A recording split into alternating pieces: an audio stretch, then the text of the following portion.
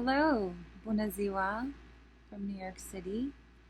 My name is Raluca Albu, and I'm a writer, editor, teacher, and huge fan of this reading series. I'm very excited to be part of it. Today I'll be reading an excerpt from my novel, The Secret Police Files of Roxana Moraru, about an illegal abortion doctor under communist Romania and her American daughter who goes back to Romania to read her mother's file. So we're going to begin right when she is doing that. The map on the wall at the Sheraton Bucharest Hotel made the city look like an anatomical drawing of an eyeball. I had to end up somewhere near the retina, Sector 4, District 5, where Benjamin Franklin Street turns into Victory Avenue, but also into Titan Road, and that backs into the National Art Museum and spits out into Victory of the Titan Street. All one knotted up tangle of red and blue lines. An American backpacker I met had told me that the city was probably built with no plan in mind, likely by a bunch of shepherds 300 years ago who wanted to confuse each other from stealing livestock. I resented this oversimplification. But every day I got lost. Shepherds 10, Mira Moraru 0. The taxi drivers were all standing outside of their cars, smoking cigarettes, exchanging glances. No words, all body language.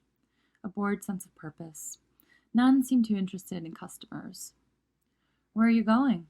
the one who just finished his cigarette finally asked. Madonna's ray of light was playing faintly through his open window. "I need to get to the National Archives," I told him. He'd consider it. "All right," he finally said. "Get in." The cab smelled like cigarette smoke and men's spray deodorant. I rolled down the window before I even shut the door, which seemed to weigh noticeably less than American car doors. Things were lighter here, serious in doses.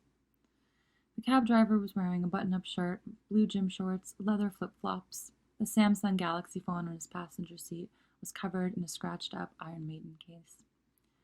I studied the map of Bucharest posted on the back of the driver's seat. Its circular shape reminded me interchangeably of pond ripples, spaghetti on a plate, stroke-destined blood vessels. The metaphors slammed around each other in my head. I couldn't commit to what this place meant to me. I was moody and mercurial by nature, but this time I couldn't tell what was just me and what was the city's own ego. The architectural mix was entrancing. Belle Epoque villas alongside Art Deco travesties, behind Bauhaus flirtations, across the street from Byzantine frescoes that were all attached to one of the largest hard rock cafes in Eastern Europe. Where, in all that, could I locate certainty or a core? It was too apt a metaphor for who I had always been, for the kind of adult that emerged from the kind of childhood I had, parented by defectors, told we'd never return, but then, overnight, the country became something else, something we could return to, but only in bits and pieces of who we once were, in a place that was no longer that. I tried to imagine the life of a cab driver in Romania. Back in New York, I knew the archetype well. He was usually from Queens, emigrated from somewhere, would talk about the homeland, sometimes his children lived back there, or worse, they were in New York with him, and they didn't value his plight, all the sacrifices he made. The cabbie would know just what to say to get the bigger tip from me.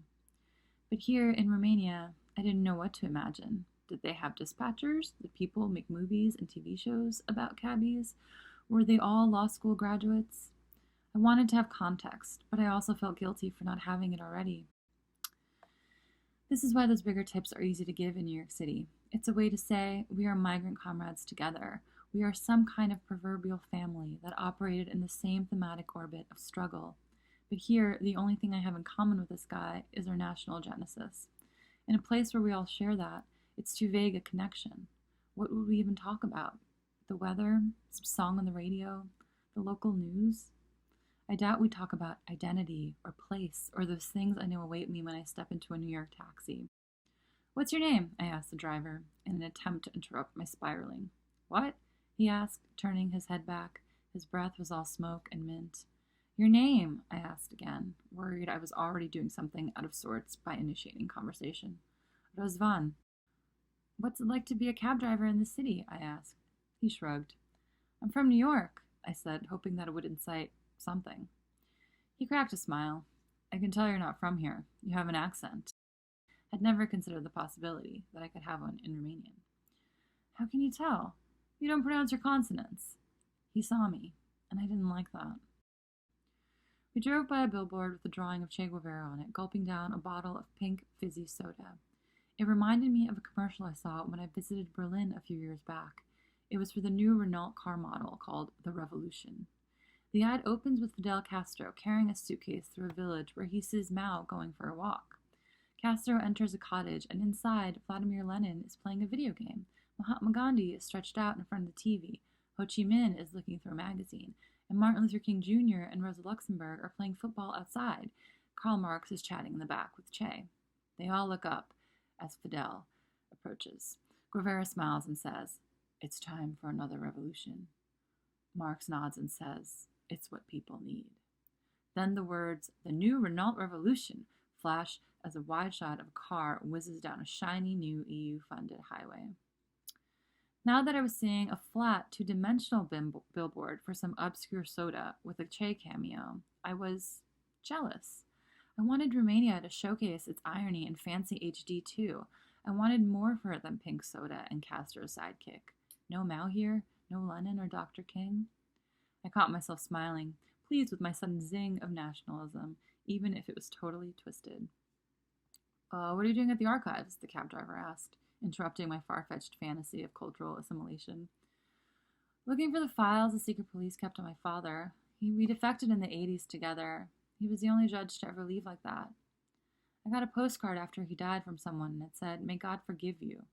I told them everything." "Sounds creepy," said Razvan. "You have no idea who sent it?" "I don't, but I want to know what he needs to be forgiven for."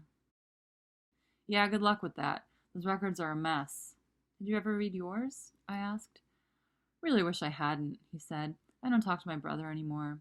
Would have been better off not knowing that he informed on me." And there it was. He said what he had to say to get me to leave that extra tip. I walked down a long corridor until I reached the drawer labeled Archive. Inside, there was a woman with hair too red for our century, sitting behind a glass window, reading a magazine. Behind her were rows and rows of shelves with yellowed paper, stacked on top of each other like mountains of potato chips. On the other side of the corridor, there was another marked reading room. I put my requests in ahead of time. I read that it would take them a while to compile the material, photocopy it, clamp it all into one folder. It felt wrong to me that this material belonged to anyone but my father. "Excuse me," I asked, knocking on the class. No response. She didn't even question. "This record," I said, slipping my father's ID card through the thick glass slot. She examined it, typed something into her computer. "Sorry, we have no record of your request," she said, still no eye contact. "That's not possible. I have the fax confirmation here," I said, digging for it in my faded Trader Joe's tote. "Well, we don't have it here," she said. "I'll put the request in now," I said. "How long will it take?" "A few hours at least. You can wait in the reading room while we assemble the papers. There are 20 kilometers worth of files here. You can take a seat in the reading room. We'll call you when it's ready." I walked into the windowless fluorescent room, furnished with long cafeteria-style tables. There were about half a dozen people there, getting fat on their past. They all sat the same amount of distance away from each other, an invisible body's worth of space. A nest of cigarette smoke sat perfectly still above their heads. I took a seat between a man and a woman that looked like they had enough room for 2 human-sized ghosts between them. But the man next to me was distracting. He took a long time to turn each page he was reading, and kept making a show of it. He'd finally turn a page forward, let out a grunt, and then go back to a previous page that he had spent way too much time on to begin with. There was no rhythm to it, just a jackhammer of nerves, contagious anxiety. Eventually, he shut the file and left. "That was very distracting," the woman next to me said with a wink. I smiled back. "Ioana Voicu," she introduced herself. "I heard that name before," I said, noticing a violin case by her feet. "I play for the National Opera," she said. "Oh, a child prodigy," I joked, secretly, or not so secretly, envious of those kinds of childhoods. "Yes," she said, lighting a cigarette. "But I was born in a cave." "Pardon?" "That's what it says here," she said, pointing at the open dossier on her table. "In the 1950s, my parents were partisans. They resisted the communists. They hid in a cave for 9 years. Sometimes they had to cook boiled bark. See?" The Securitate even took a photo of the pots they found when they arrested my parents in the grotto. The slivers of boiled bark looked like angel hair pasta. The woman's folder was stuffed with images, a stamped photo of a man who might have been her father, pale and droopy-eyed. One stamp listed the time the photo was taken. The other marked the time of his execution. My mother, she said, it says here, died in prison. Did you visit her? No. I knew nothing of them until I came here years ago. The Securitate found us in a cave when I was 2. I was moved to an orphanage. I had no birth certificate. A man contacted me a few years ago when he read his file. There was information in there. We are cousins, so he sought me out. Her story immediately triggered my Barbara Walters mode. The journalist wannabe in me, the adult of a childhood where invisibility was the only way to stay safe, where listening was a tool, guiding light to safety. I saw it as a weakness, really, this tendency to disappear. But if occasionally the fates rewarded me with an iguana, an open portal of possibilities. Here is the only picture they took of my mother, she said. It was of a woman holding a child in her arms, climbing down a ladder by a pockmarked wall. The photo was dark, except for the light that was flashed on them, an impossibly uninformative moment. It revealed nothing except the absence of everything that could be known.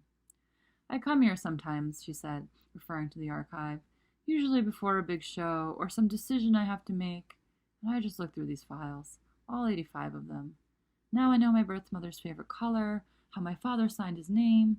It looks a lot like my signature. I look at these photos like I'm trying to remember memories that I never had, she said. Are you angry? I asked.